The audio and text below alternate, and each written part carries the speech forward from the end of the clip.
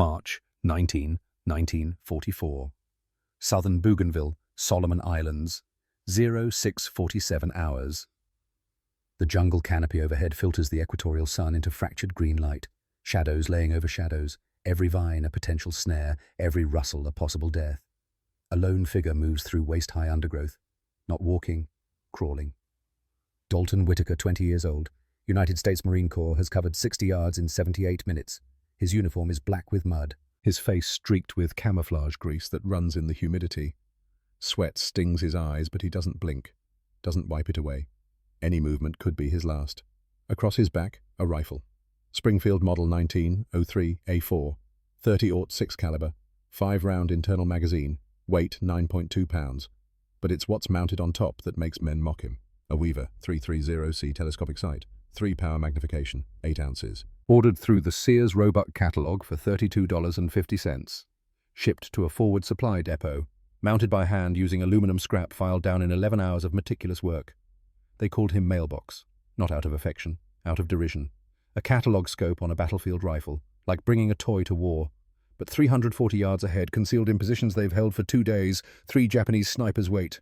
Men trained at specialized schools. Men equipped with purpose-built rifles and military-grade optics. Men who have killed 7 Marines in the last 48 hours. Headshots at ranges exceeding 400 yards. Clean kills before anyone saw muzzle flash or heard the crack of the shot. Dalton adjusts his grip on the Springfield. The scope feels solid against the receiver. The mount he fabricated holds true. 15 rounds of M2 ball ammunition rest in the leather pouch at his hip. 15 chances to prove that .32-50 buys death just fine. The mockery dies at sunset, one way or another. Pennsylvania, Allegheny foothills, winter, 1938. 6 years earlier. 6 years and a world away. Dalton Whitaker is 14 years old. The deer stand is 20 feet up an oak tree, and the temperature is 12 degrees below zero. Frost forms on the barrel of his father's Winchester Model 70, 30-06, iron sights, a hunting rifle that belonged to his grandfather and will someday belong to him. His father sits beside him. Garrett Whitaker, 44 years old, hands scarred from 30 years of timber work. A man who speaks through actions, not words, who measures success in clean kills and meat for winter, not in stories told around fires. They have been in this stand for 6 hours and 20 minutes. The sun rose at 07:15. It is now 13:35. Dalton's feet went numb 2 hours ago. His fingers ache inside wool gloves. His bladder is full, but he doesn't move, doesn't shift weight, doesn't do anything that might disturb the forest below, because 340 yards to the northeast through a gap in the pines, a trail crosses open ground, and deer use that trail every winter, at different times. Unpredictable. Patient hunters wait. Impatient hunters go home empty.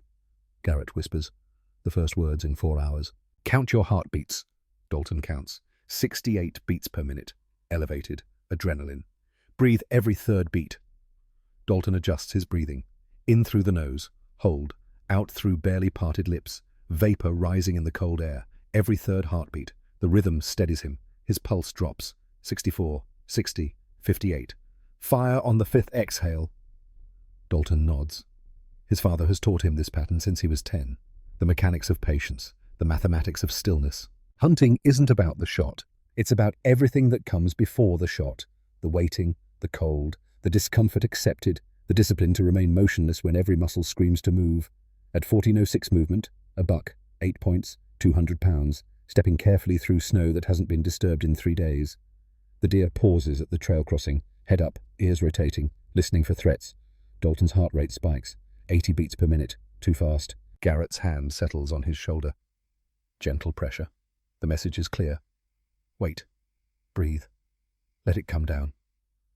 Dalton closes his eyes for 3 seconds, opens them, focuses on his breath. Every third heartbeat. In. Hold. Out. In. Hold. Out. His pulse drops. 72. 68. 64. The buck takes 2 steps into the clearing. Broadside. Perfect angle. 340 yards. Garrett's hand lifts from Dalton's shoulder. Permission granted. Dalton settles the iron sights. Front post on the shoulder just behind the foreleg, where the heart sits, where a clean kill happens. He breathes, every third beat. He counts his exhalations. 1, 2, 3, 4. On the fifth exhale, halfway through the breath, his finger takes up the slack in the trigger. 4 pounds of pressure, then 5. Then the break is so smooth it surprises him, even though he knew it was coming. The Winchester roars. The recoil punches his shoulder. The buck drops where it stands. Instant. Clean. Dead before it knew death was coming. Garrett speaks. 4 words. The only praise Dalton will receive. Good shot. Good patience. They climb down, walk through snow that comes up to their knees, reach the deer. Dalton's first kill at range. His father taught him to shoot at 100 yards, at 200. But this is different. This required calculation, wind drift, elevation drop. The bullet fell 28 inches over that distance. Dalton compensated by instinct, by practice, by understanding what his father taught him. That patience kills, not bullets. Bullets are just the final step in a process that begins with stillness. They dress the animal. Dalton's hands are red with blood and cold. His father shows him how to do it right, how to preserve the meat, how to respect what was taken, how to understand that killing is serious, that it requires justification, that you don't take a life without purpose. That night, sitting by the fire in their cabin, Garrett says something Dalton will remember for the rest of his life. Son, the forest reveals its secrets only to those willing to wait. Remember that. In hunting, in life. Patience matters more than strength. Stillness matters more than speed. And knowing when to act matters more than how well you act. Dalton nods. He doesn't understand the full weight of those words yet. He will, soon enough. On an island 6,000 miles away, where stillness means survival and patience means the difference between living and becoming another body in the jungle. United States Marine Corps recruit Depot, Paris Island, August 1942. Dalton enlists 3 months after Pearl Harbor. He is 18 years old, 6 feet tall, 154 pounds, lean from labor, strong from timber work. His marksmanship scores at boot camp place him in the expert category. 238 out of 250 possible points. He can put 5 rounds into a 6-inch circle at 500 yards using iron sights and standard-issue rifles. His drill instructor notices. Gunnery Sergeant Harlan Drummond, 38 years old, 20 years in the Corps, a man built like a bulldozer with a voice that could strip paint and a reputation for producing riflemen who didn't miss. Drummond pulls Dalton aside after qualification day. Whitaker, you shoot like you've done it before. Yes, sir. Pennsylvania. Deer, mostly. Some small game. Deer don't shoot back. No, sir. You want to be a sniper? The question surprises Dalton. The Corps doesn't have a formal sniper program. Not yet. Some units are experimenting, trying to develop doctrine, but it's not official, not recognized, not trained. I'd like a scoped rifle, sir, if that's what you're asking. Drummond shakes his head. Can't do it. Marines fight with M1 Garands. 8-round clips. Semi-automatic. 400 rounds per minute if you're fast. That's the doctrine. Volume of fire. Suppression. We're not sharpshooters. We're riflemen. But the Japanese have snipers, sir. Trained snipers. They do. And we'll deal with them when we meet them. But you'll do it with a Garand like everyone else. Dismissed. Dalton doesn't argue. You don't argue with gunnery sergeants. But the idea plants itself. If the enemy has snipers, someone needs to counter them. Someone needs to hunt the hunters. And if the Corps won't provide the tools, maybe he'll have to provide his own. He finishes training, gets orders to the 3rd Marine Division, ships out to the Pacific, arrives at Guadalcanal for final staging before the next operation. The island is secured, but the scars remain. Shell craters, burned jungle, graves marked with helmets and rifles. An older Marine, a corporal with dead eyes and shaking hands, pulls him aside one night. Where you headed, Boot? Bougainville, I think. They don't tell us much. The corporal nods. Jap snipers there, good ones. They tie themselves into trees, stay for days. You'll be walking patrol and your buddy's head just explodes. No warning, no muzzle flash you can see. Just gone. How do you fight them? You don't. You just try not to be the one they pick. Keep moving, don't bunch up, and pray. Dalton thinks about this. Prayer is fine, but prayer doesn't stop bullets. Training does. Equipment does. The right tool for the right job does. Bougainville, January 1944. The 3rd Marine Division lands on Bougainville in November 1943. By January, they've pushed inland, secured a perimeter, started building airstrips and supply bases. The Japanese don't contest this with frontal assaults. They're too smart for that, too experienced.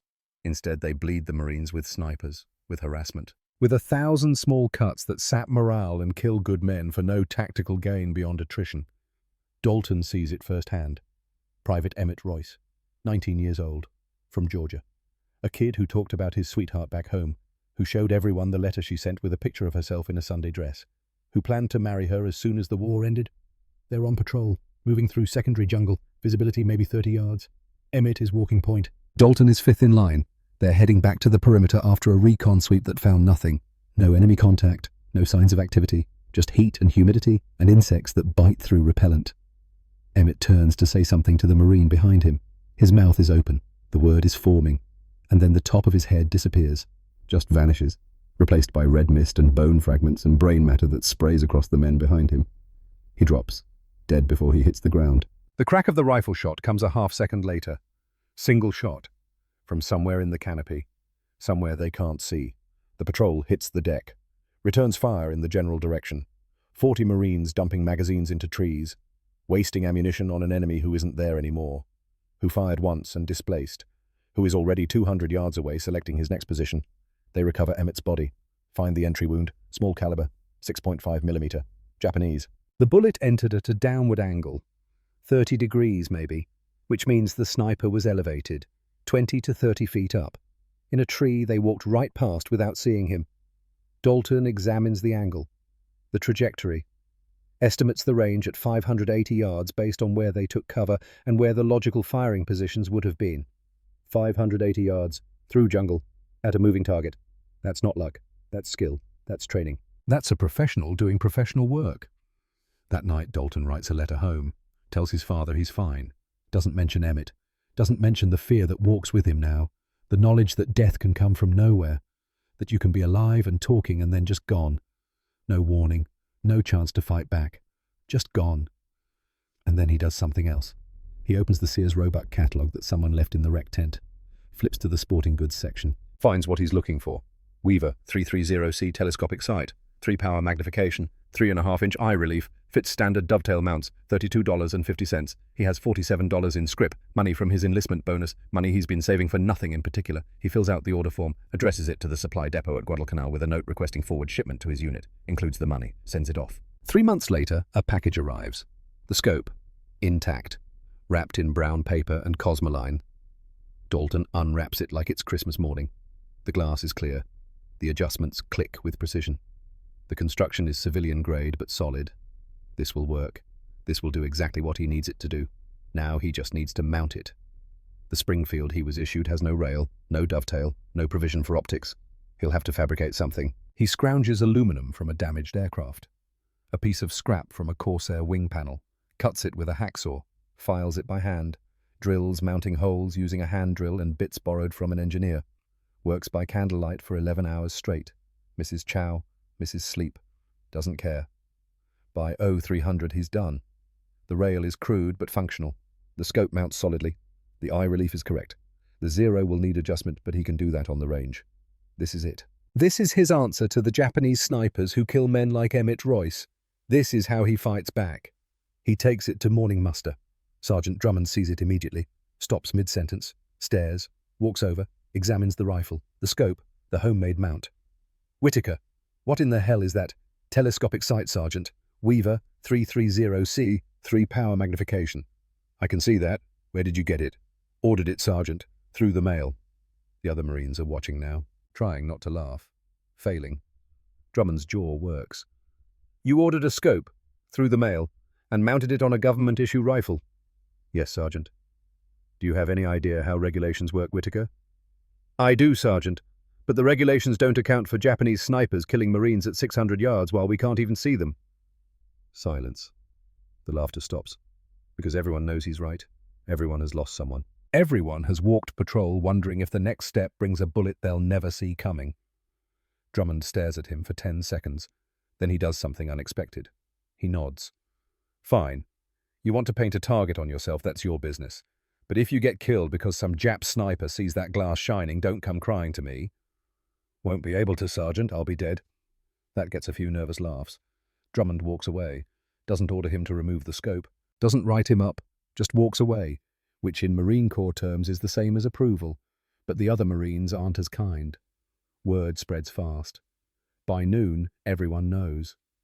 Private Virgil Stokes, a lance corporal from Texas with a mean streak and a loud mouth, starts it. "Hey, Whitaker mailbox. Did your girlfriend send you that scope?" "No. Ordered it myself."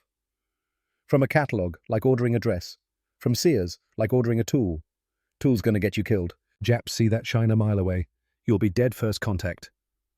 Dalton doesn't respond, doesn't argue, just cleans his rifle, checks the scope mounting, tests the adjustments. The mockery continues. Mailbox, catalogue killer, Sears sniper, mail order Marine. They think it's funny. They think he's overconfident, stupid, playing at being something he's not. Only one man doesn't laugh. Silas Brennan, 22 years old, Montana. Grew up hunting elk in the Bitterroot Range. Knows what it takes to make long shots in difficult terrain. He sits down next to Dalton that evening. "Montana wolves taught me something." "What's that?" "Right tool for the job. You hunt elk with a 30-06 and patience. You hunt wolves with the same. You hunt Jap snipers with whatever gives you the edge. Might be a catalog scope, might work, might get you killed, but at least you're trying. Thanks. Don't thank me. Just don't miss. Because if you do, they'll never let you forget it." Dalton nods. He won't miss. He can't afford to. Not with 7 Marines already dead. Not with more dying every week. Not with the mockery ringing in his ears and the weight of proof sitting heavy on his shoulders. March 18th, 1944. Ridge Green. The patrol goes out at 0600. 12 Marines. Standard recon sweep of a ridge designated green on the tactical maps. Intelligence suspects Japanese positions in the area. Possible observation posts. Possible artillery spotters. The patrol's job is to confirm or deny. Report back. Don't engage unless necessary. They don't make it 1,000 yards before the shooting starts. No warning. Just 3 shots in rapid succession. 3 Marines drop. Wyatt Holloway, 19 years old, shot through the head. Colton Nash, 21, throat shot, bled out in 40 seconds. Rufus Ainsworth, 18, medic, headshot while trying to reach Nash. The surviving Marines hit cover, return fire blindly, see nothing, hear nothing except their own weapons. The enemy is invisible, elevated, shooting from prepared positions with clear fields of fire. A second patrol goes in 2 hours later, reinforced. 20 Marines, more firepower, better spacing, doesn't matter. 1 Marine dead within 5 minutes, 2 wounded.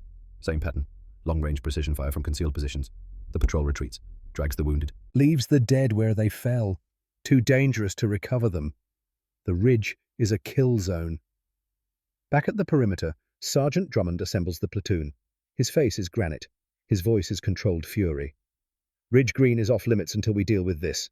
Intel estimates 2 to 3 Jap snipers, Taishan Shudan trained. That's their sniper school. 6 months of training. Purpose-built rifles. Good optics. They know what they're doing, and right now we don't have an answer." Someone asked the obvious question. "Artillery. Can't. Too close to friendly positions. Mortars won't reach the elevation. Air support is grounded for weather, so we need a volunteer. Someone to go in and clear those positions." Silence. Everyone knows what that means. It means walking into a kill zone occupied by trained enemy snipers who have every advantage. It means volunteering to die. Dalton stands up. "I'll go." Every head turns. Drummond stares at him. "You sure about that, Whitaker?" "Yes, Sergeant. I have the equipment, I have the training, and I have the motivation." "What motivation is that?" "Emmett Royce was my friend. Holloway owed me $20, and I'm tired of watching good men die while we can't hit back." Drummond nods slowly. "Fine, but you're not going alone. Brennan, you're his spotter." Silas stands. "Yes, Sergeant." "You leave at dawn. 0600. Your job is to kill those snipers or confirm their positions so we can deal with them another way." Questions. Dalton has one. "The bodies, Sergeant. Can we recover them?" "If you clear the snipers, yes. If you don't, no. They stay where they are." "Understood." "Understood." That night, Dalton can't sleep. He lays in his bunk, staring at the canvas roof of the tent, listening to rain hammer the fabric. His hands shake, not from fear, from adrenaline, from anticipation, from the weight of what comes at dawn. He thinks about Emmett, about Wyatt and Colton and Rufus, about the families who will get telegrams, about the lives that ended in the jungle for no reason, except they were in the wrong place when a trained killer decided to pull a trigger. He thinks about his father, about the lessons learned in Pennsylvania winters, about patience and stillness and knowing when to act, about clean kills and respect for what is taken, about the difference between hunting for food and hunting for survival. He thinks about the scope, about $32.50, about the mockery, about proving something to men who think he's playing at war, about showing them that sometimes the right tool matters more than official approval. At 0400, he gives up on sleep, gets up, cleans his rifle for the third time, checks the scope mounting, loads 15 rounds into his ammunition pouch, fills 2 canteens, eats a K-ration breakfast that tastes like cardboard and grief. Silas finds him at 0530, sits down, doesn't say anything for 5 minutes. Then, "You ready?" "No, but I'm going anyway." "Good answer. Fear is fine. Cowardice isn't. You're not a coward." "How do you know?" "Because cowards don't volunteer to walk into kill zones with catalog scopes." Dalton almost smiles. "Almost. If I die, tell my father I used what he taught me." "You're not going to die." "We're going to kill 3 Jap snipers and walk out. Trust the training, trust the equipment, trust yourself." At 0600, they move out. 2 Marines, 1 Springfield with a mail-order scope, 1 M, 1 Garand, heading into a jungle where 3 professional killers wait in positions they've prepared for days, where the bodies of 5 Americans lie unrecovered, where the odds say 2 more bodies will join them before the day ends. Dalton adjusts the scope one last time, breathes deep, thinks about his father's words. Patience kills, not bullets. And he has patience. Pennsylvania winters taught him that, taught him to wait, to watch, to know when the moment comes. The jungle swallows them, the canopy closes overhead, and somewhere ahead, 3 Japanese snipers settle into their positions, confident, prepared, professionals doing professional work. They don't know about the kid from Pennsylvania, don't know about the catalog scope, don't know that sometimes the right man with the right tool at the right time changes everything. By sunset, they'll learn, one way or another. The mockery ends today. March 19th, 1944. 0647 hours, approaching Ridge Green. The jungle is a living thing. It breathes moisture, exhales heat. Every step through undergrowth releases clouds of insects that swarm exposed skin. Dalton moves in slow motion, each boot placement deliberate, testing the ground before committing weight. A snapped twig carries 100 yards. A rustled leaf draws eyes. Behind him, 10 yards back, Silas Brennan matches his pace. The spotter's job is threefold: watch the flanks, cover the rear, and keep the shooter alive long enough to take the shot. Silas carries his M1 Garand at low ready, 30 rounds in pouches across his chest, eyes constantly moving, scanning, processing, looking for the wrongness that means danger. They've covered 380 yards in 4 hours. By normal infantry standards, that's pathetic. By stalking standards, it's about right. Speed gets you killed. Patience keeps you breathing. Dalton signals a halt, drops to his belly, scans ahead through the scope. The magnification helps, but it's not magic. 3 power turns 30 yards into 10. Doesn't penetrate vegetation. Doesn't see through trees. Just makes distant things clearer if you can see them at all. He's looking for anomalies. Nature has patterns. Wind moves vegetation in predictable ways. Animals disturb the environment with recognizable signs. But human presence creates wrongness, straight lines in a world of curves, symmetry where chaos should reign, shadow that doesn't match the light source, and bodies, 5 American bodies somewhere in the next 200 yards, men who walked into this kill zone 48 hours ago and never walked out. Dalton needs to reach them, needs to understand the geometry of their deaths. Bullet trajectories tell stories. Entry wounds reveal firing positions. The dead teach lessons if you know how to read them. At 0700, he sees the first body. Private Wyatt Holloway, 19 years old, lying face down in leaf litter, rifle 8 feet away, thrown by the impact of death. Dalton freezes, studies the area. If the snipers are still here, they're watching this exact spot. Bodies are bait, wounded men are bait. Anything that draws Americans into the open is an opportunity for a professional killer. But he needs to get closer, needs to see the wound. 10 more yards. 5 minutes of crawling through mud that smells like rotting vegetation and old death. He reaches Holloway's position, rolls him slightly, sees the entry wound. Frontal shot, through the forehead. Downward angle approximately 20 degrees. Exit wound at the base of the skull. Clean, precise, professional. Dalton does the math. 20-degree downward angle means the shooter was elevated, between 18 and 25 feet depending on distance. He scans the canopy ahead, looking for trees tall enough, strong enough, positioned correctly for the angle. 340 yards to the northeast, a banyan tree rises above the canopy. Massive trunk, heavy branches, perfect for a hide. Dalton marks it mentally. Possible position 1. He crawls to the second body. Colton Nash, 21, throat shot, bled out fast. The angle is similar. Downward, frontal, but from a slightly different direction. East-southeast instead of northeast, which means a second sniper. Different position. The third body. Rufus Ainsworth, 18, the medic, shot while trying to reach Nash. Headshot again. Same downward angle but from a third direction. Southwest. 3 snipers, 3 positions, creating a triangulated kill zone where any movement draws fire from at least 2 directions. Professional work. Taishin Shudan work. These aren't amateur hunters. These are graduates of a school that teaches fieldcraft and marksmanship with the same discipline Japanese martial arts teach kata. Repetition, perfection, no wasted motion. Dalton signals Silas. 3 fingers, points to the 3 directions. Silas nods. He sees it too. They're inside the triangle now. Inside the zone where 5 Americans died. If the snipers are still here, if they haven't displaced to new positions, then Dalton and Silas are targets already, maybe in crosshairs, maybe seconds from death. Dalton's heart rate climbs. 80 beats per minute. Too fast. He closes his eyes, breathes. Every third heartbeat. In, hold, out. His pulse drops. 70, 65. Better. He settles the scope on the banyan tree. 342 yards. He can see it clearly now. Magnification helps. But magnification also narrows the field of view. He's looking at one tree, ignoring everything else. Tunnel vision. Dangerous. Movement. Tiny. 23 feet up in the banyan. A shape that doesn't match the bark pattern. Dalton holds his breath. Studies it. There. A man. Wrapped in camouflage netting. Body pressed against the trunk. Rifle extending from the hide. Arisaka Type 97. 6.5mm. Bolt action. 5-round magazine. Effective range 600 yards with good optics.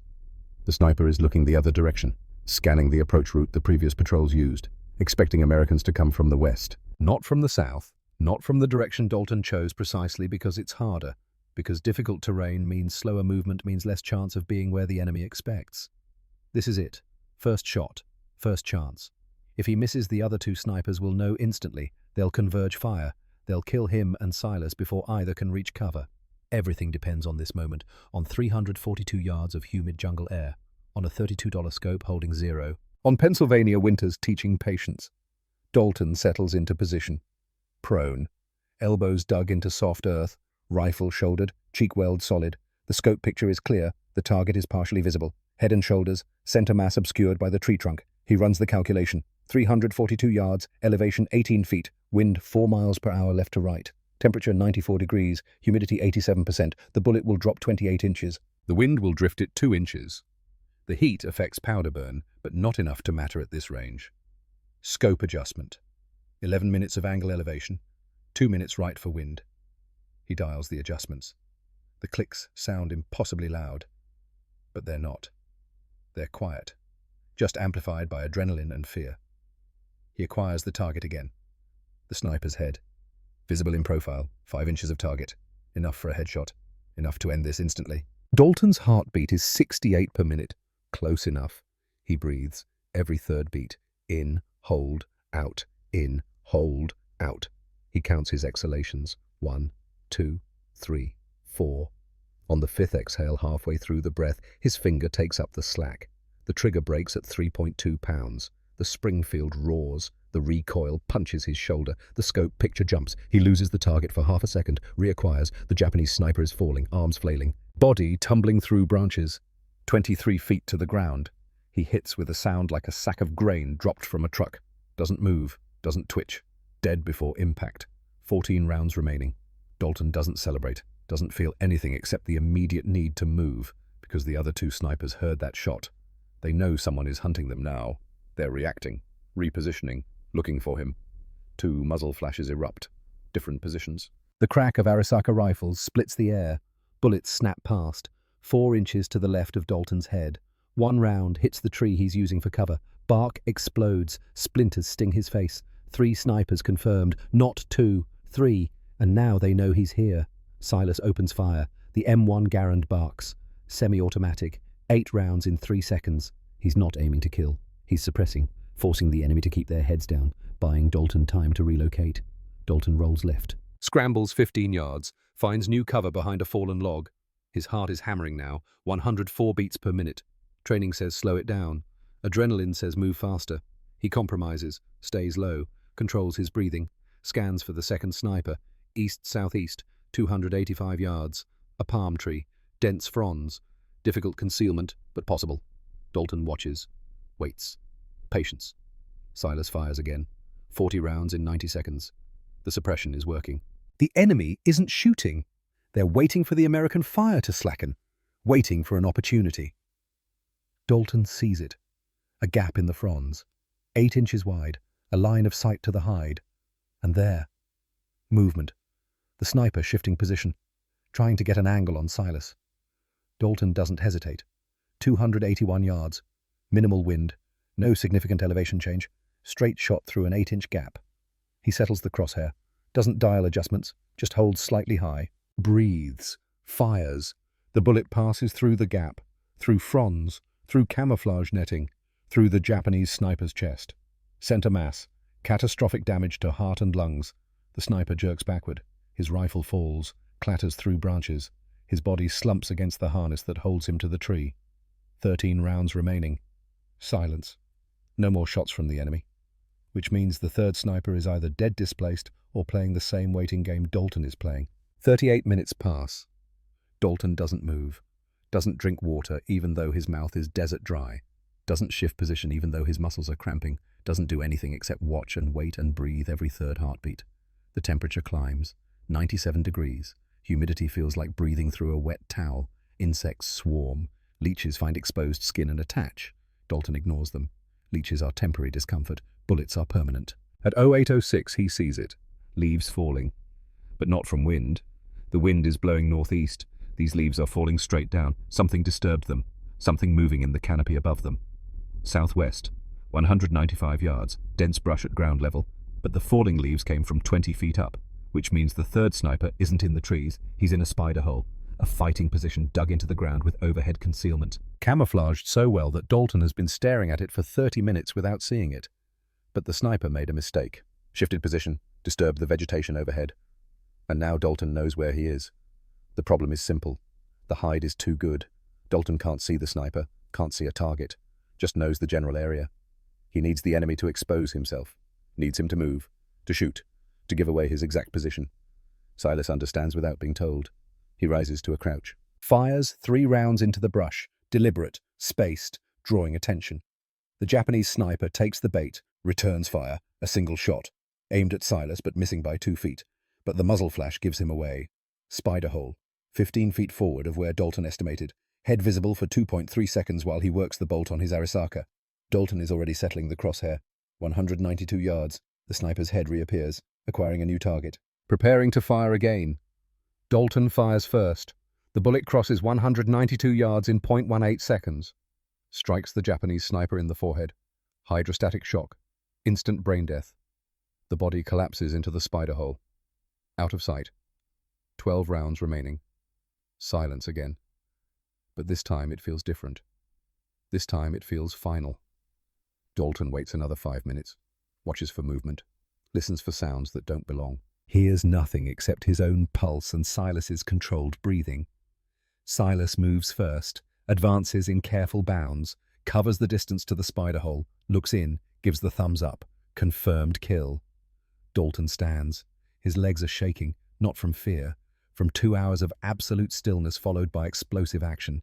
His muscles are confused. Flooded with adrenaline and lactic acid, he forces them to work, walks forward, checks the first sniper, then the second. All 3 are dead. 3 professional killers eliminated by a kid from Pennsylvania with a catalog scope. The irony isn't lost on him. But the job isn't finished. 5 American bodies need recovery. Dalton and Silas spend the next hour dragging them to a collection point. 210 pounds each with equipment, 340 yards through jungle. It's brutal work. The bodies are heavy, dead weight in the truest sense. The heat is crushing. The terrain fights every step. By 1100 hours, all 5 Americans are together. Holloway, Nash, Ainsworth, and 2 others from the 2nd Patrol. Men with families, with futures that ended in a jungle on a ridge designated green on maps that will be forgotten as soon as the war moves on. Dalton removes their dog tags, collects their personal effects, Letters, photos, a wedding ring, a lucky coin. Things that families will want. Things that prove these men existed, that they mattered. Silas keys the radio. Calls for a recovery team. They arrive 40 minutes later. 8 Marines with stretchers and grim faces. They don't say much. Just load the bodies. Prepare to move out. Sergeant Drummond is waiting at the perimeter. He sees Dalton and Silas approaching, sees the mud, the blood, the exhaustion. He stands there for 40 seconds, silent. Then he nods, once, short. A gesture that contains respect and acknowledgement and something close to approval. The other Marines watch. Virgil Stokes. The ones who called him Mailbox, who mocked the catalogue scope, who said he'd be dead within a week.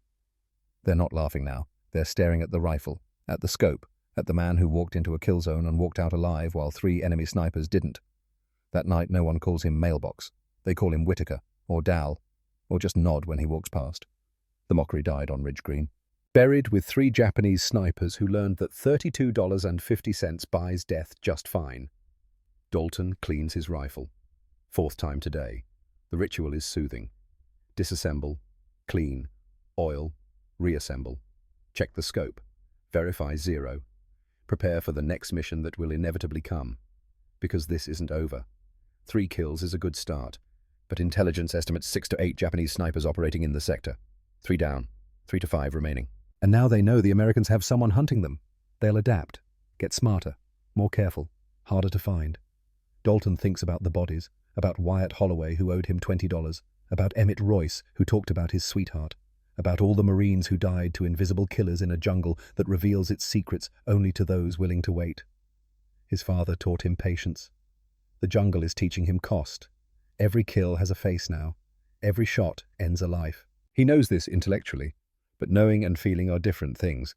He sleeps poorly, dreams of the Japanese sniper falling from the banyan tree, arms flailing, 23 feet to the ground, dead before impact. In the dream, the sniper lands and stands up, walks toward Dalton, opens his mouth to speak, but Dalton wakes before the words come. March 20th, 1944. 0900 hours. Kill site examination. Dalton returns to Ridge Green, not on orders, on initiative. He needs to examine the enemy positions, needs to understand how they operated, what they saw, what they missed. Professional killers leave lessons in their work. You just have to know how to read them. The first sniper is still where he fell. The recovery team took the American bodies but left the Japanese dead where they lay. Standard procedure. You recover your own. The enemy can recover theirs during the next patrol or the next negotiated truce or never. Dalton approaches carefully. The body has been dead for 18 hours. In 90-degree heat and 80% humidity, decomposition accelerates. The smell is noticeable from 20 yards, sweet and rotten and organic. The smell of meat spoiling. He steels himself, searches the body. Military intelligence wants anything useful. Maps, codes, unit designations. He finds standard equipment. Arisaka, Type 97 sniper rifle. Scope with 2.5 power magnification. Ammunition. Water canteen. Rice balls wrapped in leaves. And a leather journal. Bloodstained. Tucked inside the sniper's tunic. Dalton opens it. The writing is Japanese. He can't read it. But Captain Warren Burke, the battalion intelligence officer, can. Burke spent 3 years in Japan before the war. Missionary family. Learned the language. Learned the culture. Now uses that knowledge to read enemy documents and interrogate prisoners. Dalton brings the journal to Burke's tent. The captain is 42. Grey hair. Reading glasses. Looks more like a professor than a Marine. He takes the journal. Flips through pages. His expression doesn't change, but his hands slow down. Careful. Reverent almost. Where did you get this? Off the sniper I killed yesterday. Ridge Green. Burke nods. Reads in silence for 5 minutes. Then he looks up. This is a combat diary. The sniper's name was Corporal Hiroshi Tanaka, 26 years old, from Kyoto. Graduated from Teishin Shudan Sniper School in 1942. He's been on Bougainville since November. What else? He logged every kill. 17 confirmed. Dates, distances, target descriptions. Burke pauses. Reads more. The longest shot was 520 yards. A corporal, February 12th. The shortest was 140 yards. A private, March 14th. March 14th. Dalton does the math. 4 days ago. He flips through his memory. Who died March 14th? And then he remembers. Emmett Royce. Shot at close range because the patrol walked within 140 yards of Tanaka's position without seeing him. His hands clench. The journal suddenly feels like it weighs 50 pounds. Burke continues. There's a final entry, March 18th, night before you engaged him. It says, "Tomorrow I move to Ridge Green. Sato and Yamada will support. Americans cannot counter us. We are invisible. We are death. If I fall, let it be to a warrior worthy of the blade." Silence. Dalton processes this. Sato and Yamada, the other two snipers, now dead. All three had names, had histories. Tanaka had 17 kills, 17 Americans dead because one man with a rifle climbed trees and waited with inhuman patience. Burke reaches into the journal, pulls out a photograph, black and white, creased, worn from handling. A woman, 2 children, standing in front of a house with a garden. His family, wife and kids. He carried this with him. Dalton stares at the photo. The woman is smiling. The children are young, maybe 4 and 6 years old. They have their father's eyes. In a few weeks, they'll receive notification that he's dead, killed by an American Marine on an island they've never heard of. Their lives will change. Father gone. Provider gone. Just gone. Dalton feels something cold settle in his chest. Tanaka wasn't just a target, wasn't just a threat to be eliminated. He was a man, with a family, with children who would grow up without him, with a wife who would mourn. The intellectual understanding that killing enemy soldiers is necessary doesn't change the emotional reality that every kill is a man, with a name, with people who love him, with a life that ended because Dalton Whitaker put a bullet through his head at 342 yards. Burke sees the expression. You did the right thing, son. Tanaka killed 17 Americans. Would have killed more. You stopped him. That's the job. I know, sir. But knowing doesn't make it easy. No, sir, it doesn't. Burke hands the journal back. Keep it. Learn from it. Tanaka was a professional. Study his methods. Understand how he thought. It'll help you survive the next one. Dalton takes the journal. Doesn't know why. Doesn't know what he'll do with it. He should turn it in. Should let intelligence extract whatever value it holds. But he keeps it. Violation of protocol. Violation of common sense, maybe. But he keeps it. That night, he reads the journal with Burke translating. 17 entries, 17 kills, each one described with clinical precision. Range, wind, bullet drop, time of day, target behavior. Tanaka approached killing like a craftsman approaches his craft, with attention to detail, with pride in good work, with the understanding that excellence requires discipline. Dalton dreams about Tanaka that night. They're sitting across from each other, drinking tea. In the dream, Tanaka speaks perfect English. He explains his technique, his philosophy. He's kind, patient, teaching. And then he stands, bows, walks away. And Dalton wakes up with tears on his face and no understanding of why. Silas finds him at 0300, sitting outside the tent, staring at nothing. You all right? Fine. You're not fine. What's wrong? He had kids. Tanaka, the sniper. He had 2 kids. Silas sits down, doesn't speak for a minute. Then, so did Emmett Royce. Not yet. But he would have. Would have married that girl from Georgia. Would have had a family. Would have lived a life. Tanaka took that from him. Took it from 16 others. You stopped him. That's all there is. Is it? It has to be.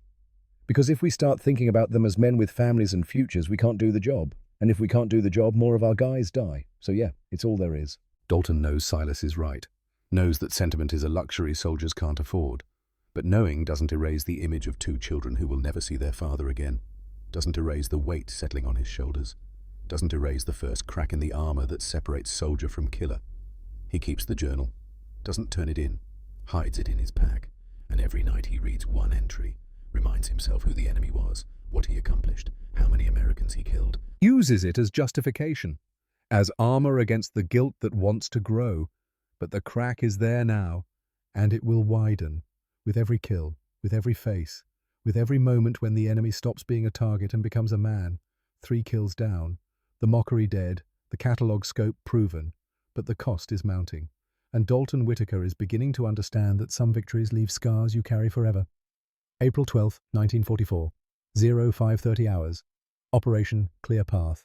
24 days since Ridge Green. 24 days of jungle rot and mosquito swarms and the grinding mathematics of attrition warfare. The Marines push deeper into Bougainville's interior. The Japanese fall back to prepared positions. And between the two armies, the jungle consumes men with mechanical efficiency. Intelligence Officer Major Raymond Cass spreads a map across the field table. His finger traces a highlighted corridor. 2.1 miles of dense canopy designated Green Hell on tactical maps. The name isn't official, just what the surviving Marines call it after watching friends die in there. 9 killed in action, 14 wounded, 72 hours.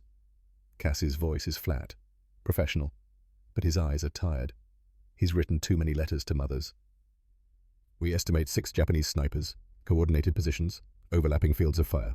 They've turned this corridor into an abattoir. Sergeant Drummond leans over the map, studies terrain features, stream beds, ridge lines, likely hide positions.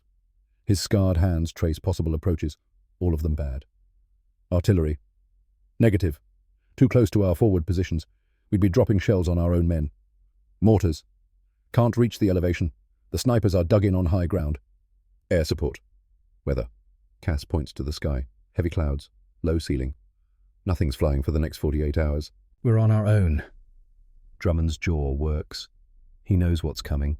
Knows what Cass is going to ask. Knows he can't say no, even though every tactical bone in his body screams that this is suicide. You want Whitaker. I want the corridor cleared, and Whitaker's the only one who can do it. Dalton is standing in the back of the tent, listening. He knew this was coming. Word travels fast in a rifle company. The survivors of Green Hell told stories. 6 snipers working as a team. Professional hunters. Men who moved like ghosts and shot like machines. Men who made Corporal Tanaka look like an amateur. Drummond turns, looks at Dalton. Whitaker, you understand what they're asking? Yes, Sergeant. 6 snipers, Taishan graduates, prepared positions. You'll be walking into a kill box. I know. I can't give you a platoon. Too many targets, too much noise. This is stalking work. I understand. You'll have Brennan as spotter. Major Cass interrupts. Negative. I need Corporal Brennan leading 2nd Squad on the western perimeter. Whitaker goes solo. Silence. Every Marine in the tent understands what solo means. Means no backup, no covering fire, no one to drag you out if you're hit. Just one man against 6 professional killers who have every advantage except surprise. Dalton speaks. Request approved, sir. I'll move out at 0600. Cass nods. Drummond doesn't. Just stares at Dalton with an expression somewhere between respect and resignation. The look men give other men walking towards certain death. The briefing continues, but Dalton stops listening. His mind is already in Green Hell, already running calculations. Wind patterns in dense jungle, sight lines through triple canopy forest. The geometry of staying alive when 6 rifles are aimed at space you might occupy. He walks back to his tent, begins preparation. Not the frantic preparation of a man facing death. The methodical preparation of a craftsman checking his tools. Springfield M, 1903-A4, cleaned 3 days ago. He field strips it anyway. Inspects every component. The barrel is clear. The bolt cycles smooth. The trigger breaks clean at 3.2 pounds. He reassembles it, not with the ritual rhythm from previous nights. This time his movements are deliberate. Careful. Each piece matters. Each function must be perfect. The Weaver. 330C scope. He checks the mounting screws. Torques them to specification, looks through the glass. The image is clear. No distortion, no scratches. The reticle is centered. The adjustments click with mechanical precision. $32.50. Still working, still killing. Ammunition. 45 rounds of 30-06 M2 ball. He inspects each cartridge, checks for corrosion, dents, anything that might cause a malfunction, finds none. Loads 5 into the rifle's internal magazine, 40 in pouches across his chest, enough for a long day, enough for 6 snipers if every shot counts. Water, 2 canteens, 64 ounces. Not enough for a full day in 95-degree heat, but weight matters. Every ounce carried is an ounce that slows movement. He'll ration, make it last. Food, 2 K rations. Cardboard and preservatives pressed into something technically edible. He'll force them down. Fuel for a body that needs to function for 12 to 16 hours in conditions designed to break men. K-bar knife. 7 inches of carbon steel, sharp enough to shave with. He'll probably never use it. Snipers don't fight with knives. But if he does need it, if things go that wrong, at least it'll be ready. No radio. The wait isn't worth it. Radio means someone listening, someone waiting for reports, someone who'll send a recovery team if he doesn't check in. But recovery teams walk into the same kill zone. Better to work alone, live alone, or die alone without dragging others down. At 0530, Silas finds him, Sits down on the adjacent bunk, doesn't speak for 5 minutes, just sits. Companionship without words. Finally, "You're really doing this?" "Yes." "6 snipers, Dal. 6. "I know." "You'll be outnumbered 6-1, outpositioned. They'll have prepared hides, cleared sight lines. Probably pre-registered ranges to likely approach routes. This isn't like Ridge Green. This is walking into a machine designed to kill you." "I know." Silas's hands clench, unclench. "I should be going with you. Cass needs you here. Cass can go to hell. You need me there." "No." Dalton looks at him. "If I die, 2nd Squad needs a good corporal. That's you. Not whoever they'd promote to replace you." "So I'm supposed to just watch you walk into that jungle and hope you come back?" "Yes." Silas stands, paces. "You're the best shot I've ever seen. Better than anyone in the division.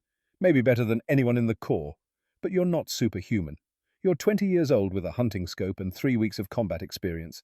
They're professionals who've been doing this for years. The math doesn't work." "Math isn't everything." "It is when bullets are involved." Dalton stands, picks up his rifle. "Tanaka had 17 kills. Professional training. Good equipment. I killed him at 342 yards with a catalog scope. Sometimes the amateur wins because he doesn't know he's supposed to lose. And sometimes the amateur just dies. Then you'll write my father. Tell him I used what he taught me." Silas stops pacing. His expression shifts. Anger bleeding into something else. Acceptance, maybe, or just exhaustion. "You're really not afraid, are you?" "I'm terrified, but I'm going anyway." At 0600, Dalton walks to the perimeter. Drummond is waiting. Hands him a folded paper. Map coordinates. Known casualty locations. Suspected sniper positions marked in red. 6 positions. 6 killers. 6 chances to die. "Whitaker." "Sergeant." "Come back." "I'll try, Sergeant." The jungle swallows him within 30 yards. 0630 hours, entering green hell. The approach is different this time. Previous patrols came from the west, following the obvious route, the path of least resistance, which is exactly why 6 snipers are covering that approach with interlocking fire. Dalton comes from the south, through a ravine choked with undergrowth, through terrain so dense that movement requires cutting vegetation. Slow, loud, dangerous. Except he doesn't cut. He crawls under, moves like water flowing through cracks, finds spaces between thorns, gaps in the vegetation. His uniform snags. Tears. His skin gets scratched, cut, bleeding. He ignores it. Pain is temporary. Dead is permanent. 45 yards per hour. By normal infantry standards, pathetic. By stalking standards, sustainable. He can maintain this pace for 12 hours if necessary. Cover 540 yards. Deep into green hell. Deep enough to find snipers who think they're safe. At 0758 he finds the first one. Tree stand. 20 feet up in a massive mahogany. The construction is professional. Wooden platform. Camouflage netting. Clear sight lines covering the western approach. The sniper is scanning that direction. Rifle ready. Waiting for Americans to come from where Americans always come. Not from the south. Not from terrain everyone says is impassable. Not from where a lone Marine has spent 90 minutes crawling through thorns. Dalton settles behind a rotting log. 60 yards from the tree. 220 yards to the sniper. The angle is awkward. Shooting upward through vegetation. But the target is there. Visible through the scope. Head and shoulders. Enough. He doesn't rush. Waits. Watches. The sniper shifts position. Adjusts his rifle. And for 3 seconds his head is perfectly framed. No obstructions. Clean shot. Wind is negligible. Blocked by canopy. Range is 220 yards. Upward angle approximately 30 degrees. The bullet will rise slightly. He compensates. Holds half a body width low. His heartbeat is 62. Acceptable. He breathes once. Twice. On the third exhalation, halfway through the trigger breaks. The Springfield's report shatters jungle silence. The bullet crosses 220 yards in 0.21 seconds. Strikes the Japanese sniper in the temple. The man's head snaps sideways. His body slumps. The rifle falls. Clatters through branches. The body follows. 20 feet. Hits the ground with a sound like a sack of wet grain. 44 rounds remaining. 1 down. 5 to go. Dalton is already moving, rolling left, low crawling 40 yards to new cover. Because professional snipers never work alone. The shot just told 5 other killers that someone is hunting them. They're reacting now, repositioning, looking for him, but they're looking where he was, not where he is. He waits. 15 minutes, motionless, listening. The jungle returns to normal sounds. Birds, insects, wind through leaves. No human sounds, no movement. The other snipers are being patient, waiting for him to make a mistake. He doesn't, just waits. Matches their patience with Pennsylvania-learned stillness. At 0932, he spots the second position. Spider hole, ground level, 165 yards northeast. The camouflage is exceptional. Vegetation layered so naturally it looks untouched. But leaves are moving, shifting. Something underneath is breathing, disturbing the air. Dalton watches. The sniper is disciplined. Doesn't expose himself. Doesn't move unnecessarily. Just waits in his hole. Invisible. Deadly. 23 minutes pass. Temperature climbs. 97 degrees. Humidity 89%. Dalton's uniform is soaked. Insects swarm. Leeches find exposed skin. Attach. Begin feeding. He ignores them. Discomfort is just noise. Focus is survival. The vegetation parts. A rifle barrel emerges. Then ahead. The sniper is scanning, looking for targets. Looking for the American who killed his partner. Dalton's crosshair settles on the exposed head. 165 yards. Minimal wind. Straight shot. He fires. The Japanese sniper's head snaps back. Blood sprays. The body jerks. Falls backward into the spider hole. Out of sight. 43 rounds remaining. 2 down. Dalton relocates. 90 yards east. Finds cover behind a termite mound. Waits again. By 11:43, he's killed 2 more. A coordinated pair working from a bombed-out tree trunk. They made a mistake. Moved at the same time. Exposed themselves together. Dalton's first shot dropped one at 245 yards. 4 seconds later, the second fell at 251 yards. Both headshots. Both instant. 41 rounds remaining. 4 down. 2 to go. But these last 2 are different. Smarter. More experienced. They know 4 of their team are dead. No, an American sniper is hunting them with terrifying efficiency. They're adapting, getting cautious. At 14:02, Dalton spots what looks like a hide. Palm tree, 310 yards. He can see a rifle positioned, scope glinting in filtered sunlight. But something feels wrong. He studies it. The scope reflection is too obvious, too bright. No professional allows that. Notation graduate makes that beginner mistake. And these men aren't beginners. It's a decoy. Rifle propped in position. Scope angled to catch light. Draw attention. Pull American shooters into revealing themselves by taking the bait. Which means the real sniper is somewhere else. Watching the decoy. Waiting for someone to shoot at it. Waiting to kill whoever falls for the trap. Dalton doesn't move. Doesn't shoot. Just searches. Looking for the watcher. Looking for wrongness. And finds it. 355 yards. Behind the palm. Deeper in vegetation. A shape that doesn't match nature's patterns. A firing port carved into a massive tree trunk. The sniper inside, watching the decoy. Rifle aimed at the most likely position an American shooter would occupy to engage the fake hide. If Dalton had taken the shot, he'd be dead now. The counter-sniper would have fired the moment Dalton revealed himself. Another American added to Greenhell's body count, but he didn't take the bait. And now he knows where the real threat is. The problem is range and concealment. 355 yards through dense vegetation. The firing port is small, maybe 8 inches wide. The sniper inside is barely visible. Shooting at this target means shooting through multiple layers of leaves and branches. Low probability hit. So Dalton waits. 2 hours. Rain begins at 14:45. Heavy tropical downpour. Visibility drops. Water pools. The jungle becomes a swamp. He lies in mud, water flowing around him. Leeches attach. 4 on his legs. He doesn't remove them. Movement draws eyes. Stillness is survival. At 17:08, the rain slackens. The Japanese sniper makes his mistake, emerges from the tree trunk, checking the decoy, making sure it's still positioned correctly. 8 seconds of exposure. Dalton fires, 355 yards, through rain-wet air, through vegetation, through multiple obstructions. The bullet should deflect, should miss. Probability says this shot fails. The bullet travels true, strikes center mass. The sniper jerks, falls, crashes through undergrowth, doesn't move again. 40 rounds remaining, 5 down, 1 to go. But the 6th sniper is a phantom. Dalton searches until nightfall, covers every likely position, finds nothing, no signs, no movement, no indication anyone is there. Either the 6th sniper is dead, or he's so good he's invisible, or he withdrew when he realized 5 teammates died to 1 American. At 19:30, Dalton makes the tactical decision. Withdraw, report. Let patrols clear the corridor tomorrow. If the 6th sniper is still there, he'll reveal himself against regular infantry. If he's gone, the mission is complete. 5 confirmed kills in 1 day. The corridor is mostly clear, not perfectly safe, but safer than it was 12 hours ago. He returns to the perimeter, covered in mud and blood and leech bites. His uniform is shredded. His face is scratched. His hands are cramped from gripping the rifle for 13 hours straight. Major Cass meets him, studies him. Report.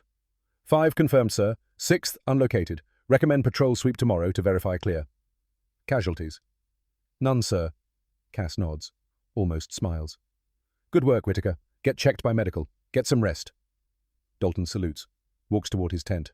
His legs are shaking, not from fear, from exhaustion, from 13 hours of absolute focus followed by sudden relaxation. His body doesn't know how to process the transition. Silas intercepts him, looks him over, sees the mud, the blood, the 1,000-yard stare. 5. Jesus, Dal, 5 in 1 day. They were good, but they weren't expecting me to come from the south. That's 11 total. I know. You're not human. Dalton doesn't respond, just keeps walking, because he doesn't feel superhuman, feels tired, feels heavy, feels the weight of 11 men dead by his hand in 4 weeks. 11 names added to a list that grows longer every mission. That night he doesn't clean his rifle, doesn't perform the ritual, just collapses on his bunk, stares at canvas. His hands are trembling, not from cold, from accumulated stress, from adrenaline withdrawal, from the slow realization that he's becoming something he doesn't recognize. A killer, professional, efficient. 11 confirmed kills, more than Tanaka, more than most station graduates. And he's 20 years old with a catalog scope and 3 weeks of combat experience. Silas brings coffee, sits down. Talk to me. Nothing to say. You're shaking. I'm fine. You're not fine. When's the last time you slept? Really slept? Dalton doesn't answer. Can't remember. 3 days. 4. Sleep brings dreams. Dreams bring faces. Tanaka's children. The sniper falling from the banyan tree. 5 men in green hell dying to his bullets. Faces he'll never forget. Faces that will follow him forever. You need to see the doc. Get something to help you sleep. Don't need pills. Then what do you need? I need this to be over. I need to go home. I need to stop killing people. You're stopping them from killing us. I know. Doesn't make it easier. Silas doesn't argue. Just sits. Presence without pressure. Sometimes that's all anyone can offer. April 16th, 1944. Japanese headquarters. Northern Bougainville. 1400 hours. The room is small, windowless, heavy with cigarette smoke and the weight of failure. 5 Japanese officers sit around a low table. Maps spread between them. Red marks indicating sniper casualties. 11 in 4 weeks. Captain Yoshida speaks first. His voice is controlled, but his eyes show frustration. Nakamura's elite team. Eliminated April 12. 3 of our best graduates. Killed by a single American in 1 engagement. Major Saito, senior intelligence officer, taps ash from his cigarette. You're certain it's 1 man, not a specialized team. Patterns confirm it. Attacks from unexpected angles. Long intervals between engagements. Solo stalking methodology. This is individual work, not team operations. Weapon. Shell casings recovered are standard American 30-06 Springfield, but accuracy suggests advanced optics, possibly German, a Zeiss scope perhaps, or Austrian Kales. Lieutenant Kondo, youngest officer present, shifts uncomfortably. Our men call him the ghost with the glass eye. They say he sees through trees, that he's invisible until the moment he fires, that no one who faces him survives. Yoshida's fist hits the table. Superstition. He's not supernatural. He's a Marine with a rifle, nothing more. Then why have 11 of our finest snipers failed against him? Silence. Because the answer is uncomfortable. Because it suggests 1 American, probably barely trained, has systematically destroyed graduates of the Imperial Japanese Army's premier sniper school. Major Saito speaks quietly. Yoshida has been observing for 6 days, learning the American's patterns. And he reports the American is skilled but has exploitable weaknesses. He works alone frequently. He's been wounded once already, shows signs of psychological fatigue, and he trusts his equipment excessively. The scope gives him confidence, perhaps overconfidence. When will Ishida engage? Soon. He's waiting for optimal conditions. Master Sergeant Ishida has 43 confirmed kills. He's never failed an assigned target. The American will be number 44. Captain Yoshida nods, but doubt lingers in his expression. 11 dead snipers suggest this American is exceptional, and exceptional men don't die easily. The meeting ends. Officers disperse. Maps are folded. Cigarettes extinguished.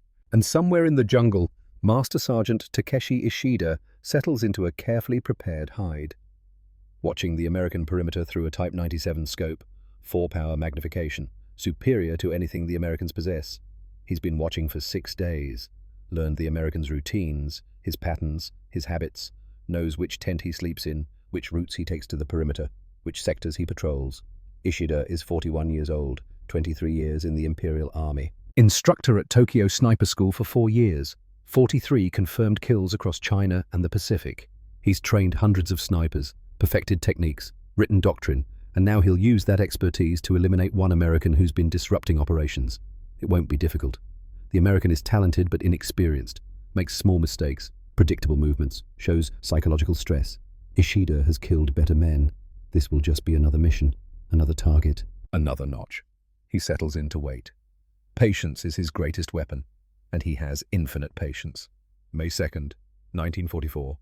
Ravine Red 4, 0820 hours, 14 days since Green Hell, 14 days of patrols and ambushes and the grinding routine of combat. Dalton has been on 12 missions, killed 2 more snipers, 13 total confirmed kills now. The mockery from Ridge Green feels like ancient history. No one calls him Mailbox anymore. They call him Whitaker, or Dal, or nothing at all. Just nod with respect when he walks past. The catalogue scope proved itself. $32.50 buying death with consistent reliability. Today's mission is routine. 2 Japanese snipers reported near a river crossing. Eliminate them. Secure the area. Standard counter-sniper work. Dalton and Silas working together. Partnership restored after 2 weeks of Dal running solo operations. They approach from the south, moving through a ravine, broken terrain, rocky, dense vegetation. Good concealment, standard approach. At 0820, Dalton spots the first position. Concealed pit, 240 yards, overlooking the river. Perfect interdiction point. He settles prone, acquires the target through the scope. Japanese sniper visible, head and shoulders exposed. The shot is clean, 240 yards, minimal wind, clear sight line. Dalton fires. The bullet crosses the distance, strikes the sniper's head. Instant kill. 36 rounds remaining. 13 total kills. But something feels wrong. The second sniper should have reacted, should have fired back.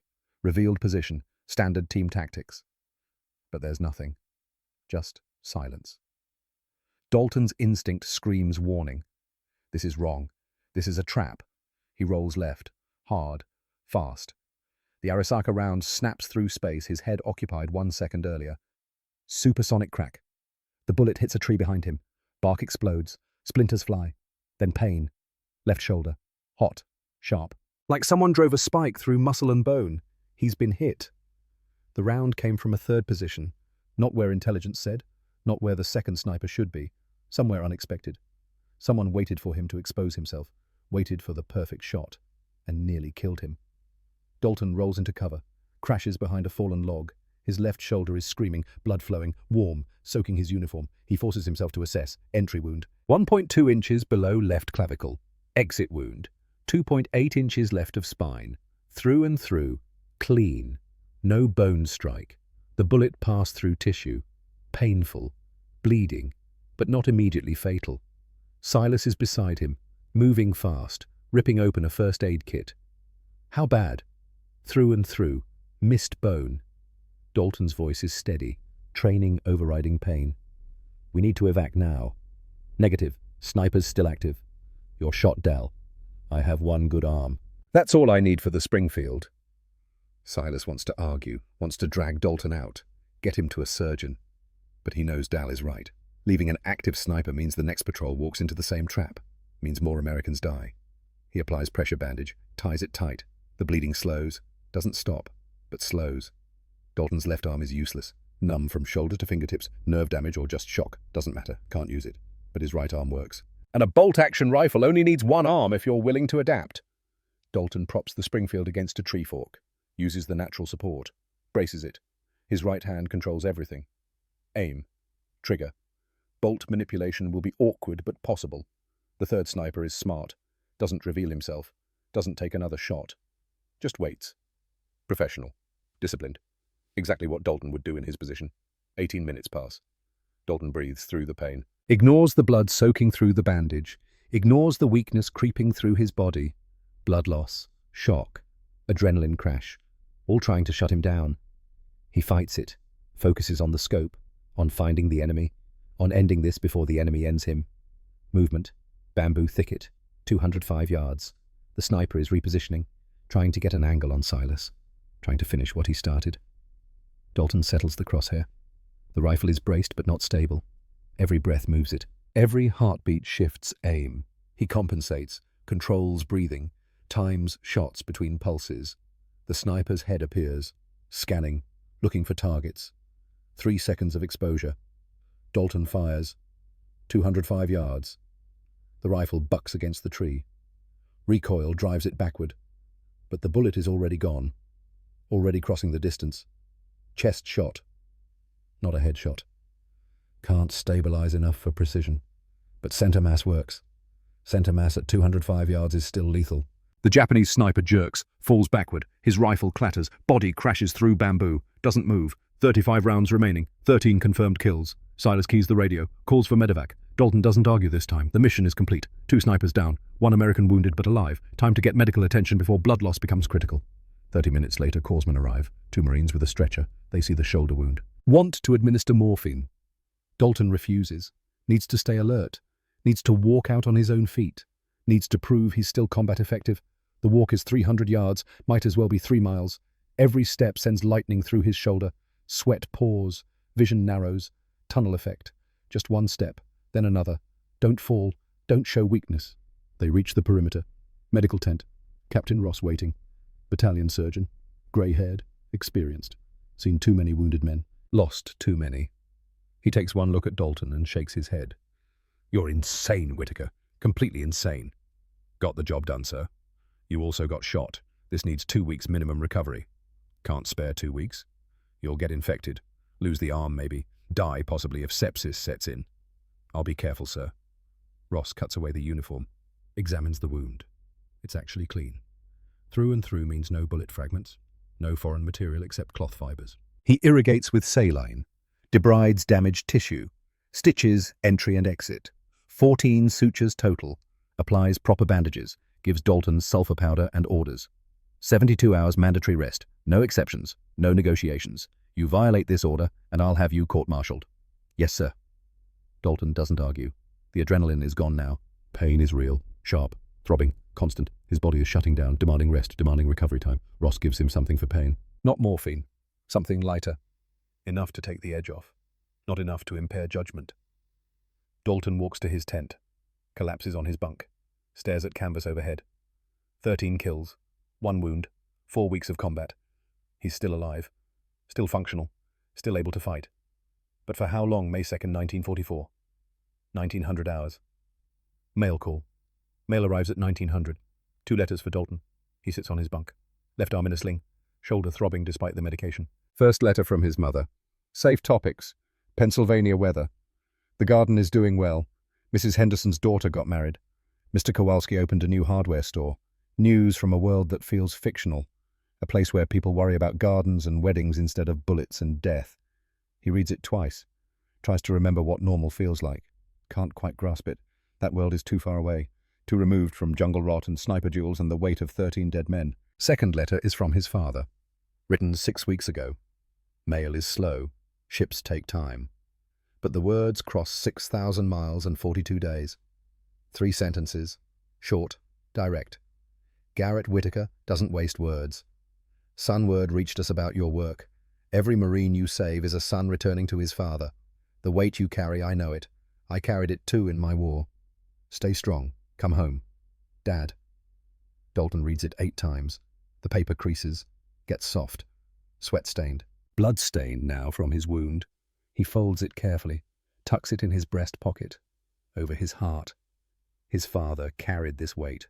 Great War. France. The trenches. Came home. Lived. Raised a son. Found some measure of peace eventually. Maybe Dalton can too. Maybe. But first he has to survive what's coming, because the weight his father mentions is real. Growing heavier. 13 kills. 13 men who won't see their families again. 13 futures ended. The mathematics say those 13 would have killed dozens of Americans. That trading enemy lives for friendly lives is justified, necessary, the right thing to do. But mathematics don't account for faces, don't account for Tanaka's journal, for the photograph of 2 children, for the knowledge that every kill is a man, with a name, with people who love him, with a life that ended because Dalton Whitaker put a bullet through him. He thinks about Captain Burke's intelligence briefing 3 days ago, about Master Sergeant Takeshi Ishida, 43 confirmed kills, Tokyo sniper school instructor, counter-sniper specialist, a man who's been watching Dalton for 6 days, learning patterns, studying movements, preparing to kill him. Ishida arrived on Bougainville 6 days ago, which means while Dalton was clearing green hell while he was getting shot at Ravine Red 4, a master sniper was observing. Taking notes. Building a profile. Professional hunters study their prey, and Ishida has had 144 hours to turn Dalton Whitaker into prey. 13 kills is impressive for a 20-year-old with a catalogue scope, but Ishida has 43. And the gap between 13 and 43 is measured in years of experience Dalton doesn't have. Training Dalton never received.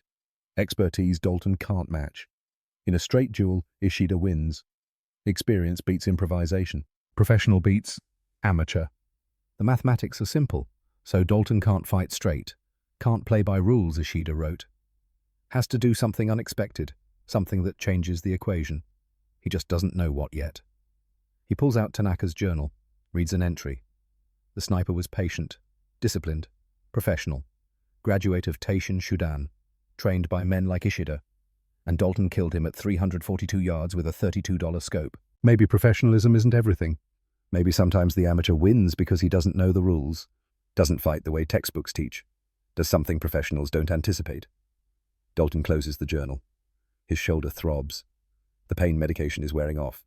72 hours mandatory rest, 3 days before he's cleared for duty. 3 days while Ishida watches, waits, plans.